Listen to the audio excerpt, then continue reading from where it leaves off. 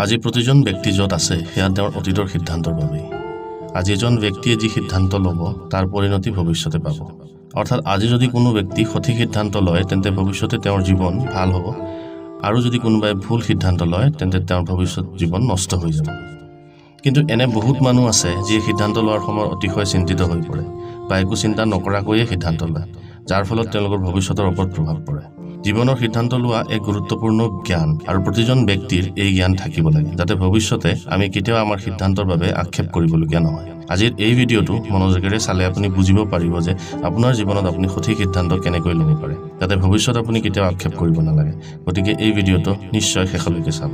তিনিজন বৌদ্ধ সন্যাসী ঘন হাবি পাৰ হৈ আশ্ৰমৰ ফালে গৈ আছিল, আৰু তাৰে এজনৰ নাম আছিল কণা, দ্বিতীয়জনৰ নাম আছিল কিৰি, আৰু তৃতীয়জনৰ নাম আছিল গণি। কণা এগৰাকী শান্ত আৰু বুদ্ধিমান সন্যাসী আছিল, আৰু কিৰি এগৰাকী দয়ালু সন্যাসী আছিল। যদিও গণিৰ অতি সোনকালে খং উঠিছিল আৰু সি বৰ অহংকাৰী আছিল। যদি কোনোবাই গণিক ধেমালিতে কিবা কয় সি সেই কথাটো সঁচা ভাবি লৈছিল। এনেতে তিনিওজনে যেতিয়া কথা পাতি হাবিখন পাৰ হৈ গৈ আছিল, কিৰিয়ে ধেমালি চলেৰে ক'লে, ভাবি চোৱাচোন, আমি যদি এই হাবিত হেৰাই যাওঁ আৰু গণি অকলশৰীয়া হৈ পৰে তেন্তে কি হ'ব?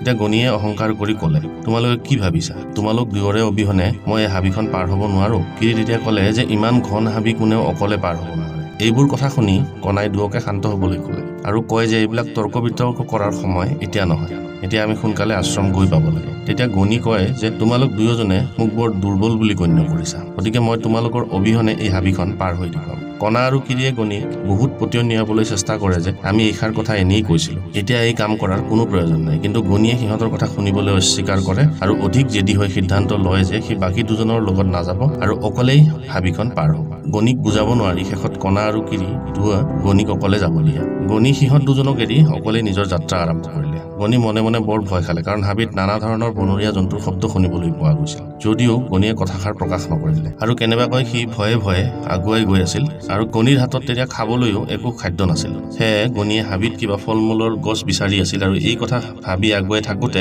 এজোপা বৰ ধুনীয়া ফলৰ গছ গণিয়ে দেখা পালে, আৰু এই গছজোপাত বহুত ফল লাগি আছিল যিবোৰ দেখাত বৰ ধুনীয়া আছিল আৰু ভাল লগা আছিল। সেই গছজোপাৰ ধুনীয়া ফলবোৰ দেখি গণিৰ হৃদয়খন সুখী হৈ পৰিল, আৰু গণিয়ে ভাবিব ধৰিলে বাহিৰত ফলবোৰ কিমান ধুনীয়া, খাবলৈ এইবোৰ কিমান সুস্বাদু হ'ব।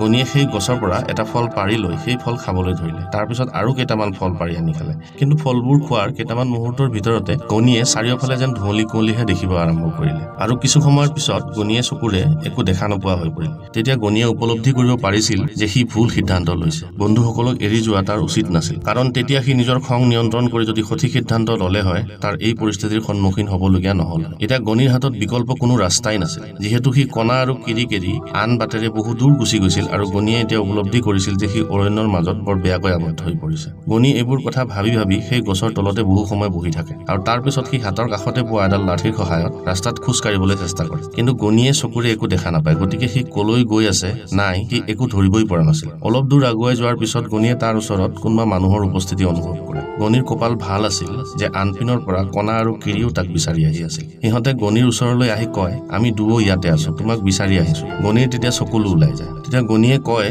যে মই বৰ সুখী যে মোৰ বন্ধুসকলে মোক এই ঘন হাবিত অকলে এৰি যোৱা নাছিল। কণাই তেতিয়া কয় যে আজি তুমি ইমান ডাঙৰ বিপদত পৰিছা কেৱল তোমাৰ ভুল সিদ্ধান্তৰ বাবে, কিন্তু আমি তোমাৰ দৰে নহয়, আমি দুয়ো তোমাক অনুসৰণ কৰি আগুৱাই গৈ আছিলো। আমি তোমাৰ ওপৰত আমাৰ মনোযোগ ৰাখিছিলো, আৰু যেতিয়া অনুভৱ হৈছিল যে তুমি হয়তো বহুত বিপদত পৰিছা আমি দৌৰা দৌৰিকে তোমাৰ কাষত আহি উপস্থিত হৈছো। তেতিয়া গণিয়ে কয় যে তুমি ঠিকেই কৈছা, মই সঁচাকৈ ভুল সিদ্ধান্ত লৈছো, এতিয়া মোক এই অৰণ্যৰ পৰা উলিয়াই লৈ যোৱা। তাৰ পিছত তেওঁলোক দুজনে গণিক ধৰি ধৰি হাবিৰ পৰা ওলাই আহে, আৰু যেতিয়া তিনিওজনে আশ্ৰম পায় কণাই গোটেই কথাখিনি গুৰুদেৱ গৌতম বুদ্ধৰ আগত বিৱৰি কয়।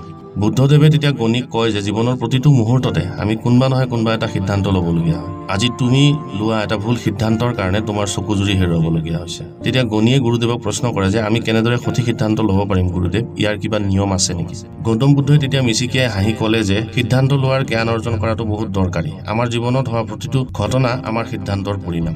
গৌতম বুদ্ধই তাৰপিছত কয়, আজি মই তোমালোকক এনে 5টা উপায় ক'ম যিকেইটাই জীৱনত তোমাক সঠিক সিদ্ধান্ত কেনেকৈ ল'ব পাৰি সেই বিষয়ে জ্ঞান দিব। প্ৰথম কথা, আমি অশান্ত মনত কোনো সিদ্ধান্ত লোৱা উচিত নহয়। যেতিয়া আমাৰ মনটো অশান্ত বা খঙাল হৈ থাকে তেতিয়া আমি কোনো সিদ্ধান্ত ল'ব নালাগে, কাৰণ সেই পৰিস্থিতিত আমাৰ সিদ্ধান্ত ভুল হোৱাৰ সম্ভাৱনাই বেছি খঙাল মানুহে মনৰ মাজত উত্থাপিত খঙক শান্ত কৰিবলৈ যিকোনো সিদ্ধান্ত লয় তেওঁলোকে ভৱিষ্যতৰ কথা নাভাবে আৰু সিদ্ধান্ত লোৱাৰ সময়ত সিদ্ধান্তৰ পৰিণতিৰ কথাও নাভাবে তেওঁলোকে কেৱল বৰ্তমানৰ খং আৰু অস্থিৰতাহে দেখে যিটো তেওঁলোকে যিকোনো মূল্যৰ বিনিময়ত শান্ত কৰিব বিচাৰে গতিকে আমাৰ সিদ্ধান্ত তেতিয়াহে লোৱা উচিত যেতিয়া আমাৰ মনটো শান্ত হৈ থাকে আৰু আমাৰ মনত কোনো খং অভিমান নাথাকে দ্বিতীয়তে সিদ্ধান্ত লওঁতে ভৱিষ্যতৰ কথা চিন্তা কৰিব লাগিব আজিৰ পিছত যেতিয়াই যিকোনো সিদ্ধান্ত ল'বা এই চিন্তাটো কৰিবা যে এই সিদ্ধান্তৰ ভৱিষ্যতে কি পৰিণতি হ'ব আমি নিজকে ভৱিষ্যতত ৰাখি চাব লাগিব যদি আমি আজি এইটো সিদ্ধান্ত লওঁ তেন্তে ভৱিষ্যত আমাৰ লাভ হ'বনে ইয়াৰ পৰা কিবা ক্ষতি হ'ব যেতিয়া আমি কোনো ধৰণৰ সিদ্ধান্ত লোৱাৰ আগতে ভৱিষ্যতৰ কথা এবাৰ কল্পনা কৰিম তেতিয়া ই আমাৰ বাবে যিকোনো সিদ্ধান্ত লোৱাটো বহুত সহজ কৰি দিব তৃতীয়তে আৱেগিকভাৱে কেতিয়াও সিদ্ধান্ত লোৱা উচিত নহয় এনে বহুত মানুহ আছে যিয়ে তেতিয়াহে সিদ্ধান্ত লয় যেতিয়া তেওঁ আৱেগিক হৈ পৰে কিন্তু এইটো সিদ্ধান্ত লোৱাৰ উপযুক্ত সময় নহয় আমি কেতিয়াও আৱেগিকভাৱে কোনো সিদ্ধান্ত লোৱা উচিত নহয় বৰঞ্চ সিদ্ধান্ত লোৱাৰ সময়ত নিজৰ আৱেগ এৰি কেৱল ভৱিষ্যতৰ কথাহে মনত ৰাখিব লাগিব আৱেগিকভাৱে লোৱা সিদ্ধান্ত বৰ্তমানৰ বাবে সঠিক যদিও ভৱিষ্যতে ভুল প্ৰমাণিত হ'ব পাৰে গতিকে সিদ্ধান্ত লোৱাৰ সময়ত আমি সকলো ধৰণৰ আৱেগৰ পৰা আঁতৰি থাকিব লাগিব চতুৰ্থ নম্বৰ সিদ্ধান্ত লওঁতে জ্ঞানী লোকৰ পৰামৰ্শ আৰু অভিজ্ঞতাৰ প্ৰতি লক্ষ্য ৰাখিব লাগে তেনে মানুহ বহুত আছে যিয়ে নিজকে বহুত জ্ঞানী বুলি ভাবে আৰু আনৰ অভিজ্ঞতাৰ পৰা শিকিব নিবিচাৰে আৰু তেওঁলোকৰ পৰা কোনো পৰামৰ্শ ল'ব নিবিচাৰে কিন্তু আমি কোনো সিদ্ধান্ত লোৱাৰ আগতে তেনেকুৱা কৰা উচিত নহয় জ্ঞানী মানুহৰ অভিজ্ঞতাক এবাৰ বিচাৰ কৰা উচিত হয়তো শেষত সিদ্ধান্ত আপোনাৰেই হ'ব কিন্তু যদি আপুনি আনৰ অভিজ্ঞতাৰ পৰা শিক্ষা লয় তেন্তে আপোনাৰ সঠিক সিদ্ধান্ত লোৱাৰ বহুখিনি সহায় হ'ব 5 নম্বৰ সিদ্ধান্ত লোৱাৰ সময়ত নিজৰ সুখৰ যত্ন ল'ব লাগে তেনেকুৱা মানুহ বহুত আছে যিসকলে সিদ্ধান্ত লোৱাৰ সময়ত কেৱল চৌপাশে মানুহৰ কথাহে চিন্তা কৰে নিজকে আন মানুহে যি ভাবে তাৰ ওপৰত ভিত্তি কৰি সিদ্ধান্ত ল'লে এটা সময়ত কিন্তু আমি সেই কথা উপলব্ধি কৰোঁ যে আমি লোৱা সিদ্ধান্তটো সঠিক নাছিল কাৰণ সেই সিদ্ধান্তৰ বাবে আমি নিজেই সুখী হ'ব পৰা নাই গতিকে আন কাৰোবাক সুখী কৰাৰ উদ্দেশ্যে কেতিয়াও এনেকুৱা সিদ্ধান্ত লোৱা উচিত নহয় যিয়ে আপোনাক সুখী নকৰে সিদ্ধান্ত লওঁতে সদায় নিজৰ সুখক প্ৰথম স্থানত ৰাখক আৰু এনেকৈয়ে গৌতম বুদ্ধই শিষ্যকেইজনক জীৱনত সঠিক সিদ্ধান্ত ল'বলৈ শিকালে আজিৰ ভিডিঅ'টো আপোনালোকে ভাল পাব বুলি আশা কৰিলোঁ গতিকে ভিডিঅ'টো লাইক আৰু শ্বেয়াৰ কৰিবলৈ নাপাহৰিব ধন্যবাদ জয় অসম